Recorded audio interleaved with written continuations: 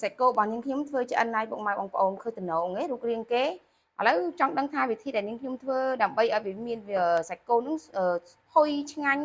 ហើយស្រួលញ៉ាំហើយមានរសជាតិឆ្ងាញ់ទៀតនោះបងប្អូនតោះយើងចាប់ផ្ដើមធ្វើជម្រាបសួរពុកម៉ែបងប្អូនទាំងអស់គ្នាមកម្ហូបឆ្ងាញ់ទៀតណាបងប្អូនគឺសាច់គោអាំងអំបិលម្ទេសអូយឆ្ងាញ់ណាស់ក៏លឺតែរសជាតិហើយមើលរូបរាងគេប្រឡាក់តំណងមែនតែនបងប្អូនមុខនេះគឺថាគ្រឿងក្លែមក៏ត្រូវញ៉ាំមួយបាយអីក៏ត្រូវដែរគឺឆ្ងាញ់មែនតែនឥឡូវខ្ញុំចាប់ផ្ដើមដាំទឹកហើយសោះមិនមែនសោះទេស្ងោរសាច់គោនេះមានទម្ងន់1គីឡូឆ្អឹងជំនីហើយខ្ញុំមុននឹងស្ងោរគឺខ្ញុំយកមកសោះឲ្យវាចេញឈាមខ្មៅចោលហើយខ្ញុំស្ងោរនេះអត់ឲ្យវារលួយទេក៏ឲ្យវាឆ្អិនតែរលួយយើងអាំងអត់ឆ្ងាញ់ទេណាអញ្ចឹងខ្ញុំដាក់ស្ងោរហ្នឹងមួយផ្លេតទៅព្រោះខ្ញុំប្រើអាឆ្នាំងសម្ពាធនេះគឺខ្ញុំស្ងោរវាប្រហែលជា10ទៅ15នាទីទេនេះវាពុះល្អអញ្ចឹងឃើញវាអត់ឡើងខ្មៅទេដោយសារខ្ញុំសោះវាហើយមិនសាអញ្ចឹងខ្ញុំចាប់ដើមបិទវាហើយរងាស់វាតែ15នាទីទេកឹបវាមកអញ្ចឹងមកបិទវា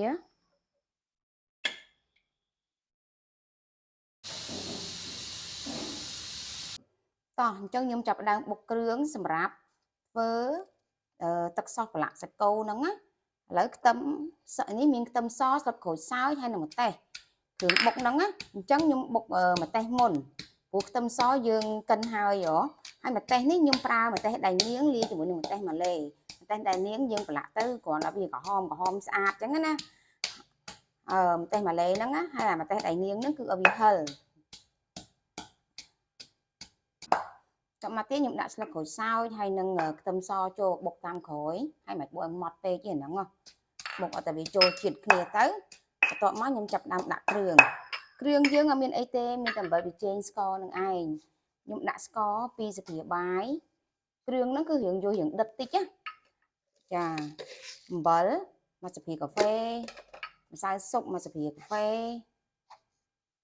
ហើយនឹងប្រេងខ្យងខ្ញុំដាក់1ស្លាបព្រាបាយដែរមកប៉ុណ្ណឹងមកហើយខ្ញុំចាប់ដើមញីវាទៀតញីវាឲ្យចូលសព្វជាតិគ្នាល្អប៉ុណ្ណឹងមក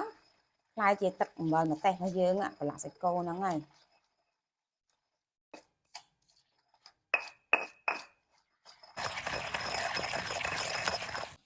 ឥឡូវខ្ញុំចាប់ផ្ដើមយកអំបិលម្ទេសដែលយើងបុកហើយហ្នឹងណាយកមកដាក់ក្នុងចានមកដើម្បីយើងប្រឡាក់សាច់គោដែលយើងរងាស់ឆ្អិន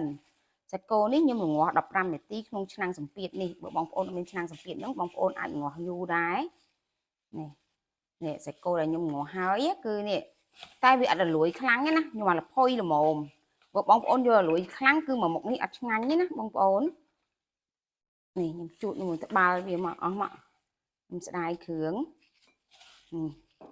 បងប្អូនឃើញតំណងទេប្រឡាក់តែប៉ុណ្្នឹងមកអូឈ្ងុយណាបងប្អូនតំណងមែនតែនអានេះគឺខ្ញុំប្រឡាក់រសជាតិអំបិលម្ទេសអញ្ចឹងខ្ញុំអត់ដាក់សាតេទេហើយបើបងប្អូនធ្វើឲ្យភ្លាមអញ្ចឹងណាប្រឡាក់ភ្លាហើយភ្លាមបងប្អូនកុំអានយកទៅអាំងបងប្អូនប្រអាប់ទុកវាមួយយប់ឬក៏1ម៉ោងអីអញ្ចឹងណា1ម៉ោង2ម៉ោងអីឬប្រឡាក់ពេលព្រឹកល្ងាចឡើងចាំអាំងគឺល្អបំផុតឥឡូវខ្ញុំច្បាច់គ្រឿងនឹងចូលនឹងសាច់នឹងតែម្ដងឃើញទេហើយបងប្អូនឃើញខ្ញុំស្ងោរទឹកអញ្ចឹងទៅអូអស់ជាតិអត់អស់ជាតិទេណាឈ្ងុយឆ្ងាញ់ណាអត់អស់ជាតិទេពីមុនខ្ញុំប្រឡាក់គឺខ្ញុំអត់ស្ងោរទេយើងអាចដាក់ម្នាស់ដាក់អីឲ្យវាកាត់បានណាតែធ្វើវិធីបែបនេះគឺខ្ញុំធ្វើក្បួនអ្នកលក់ខ្ញុំទៅចេះពីក្បួនអ្នកលក់មកអ្នកលក់សាច់គោអាំងហ្នឹងណាគាត់ប្រាប់ខ្ញុំថាយកស្ងោរវាមកផុយសិនទៅចាំយើងយកមកប្រឡាក់អញ្ចឹងគឺវាឆ្ងាញ់ឥឡូវយើងប្រឡាក់ឡើងប្រឡាក់ចុះអញ្ចឹងសាច់នឹង1គីឡូគឺបានប៉ុណ្ណឹងណាហើយអាទឹកដែលខ្ញុំស្ងោរហ្នឹងគឺខ្ញុំអត់ចាក់ចោលទេណាខ្ញុំទុកធ្វើទឹកស៊ុបធ្វើហ្វឺធ្វើអីធ្វើស៊ុបគោធ្វើអីគឺត្រូវហ្មងយើងច្បាច់ឡើងច្បាច់ចោលឲ្យហើយសិនមកហើយខ្ញុំផ្អាប់ទុកវាមួយយប់ចាំយើងយកមកអាំងឥឡូវខ្ញុំតម្រៀបដាក់ចូលចានមកខ្ញុំទុកនៅក្រៅប្រហែលជា1ម៉ោង2ម៉ោងអីចឹងទៅណាហើយចាំខ្ញុំដាក់ចូលទូទឹកកកស្អែកព្រឹកឡើងចាំខ្ញុំបុកអំពិលអីចឹងទៅញ៉ាំមួយ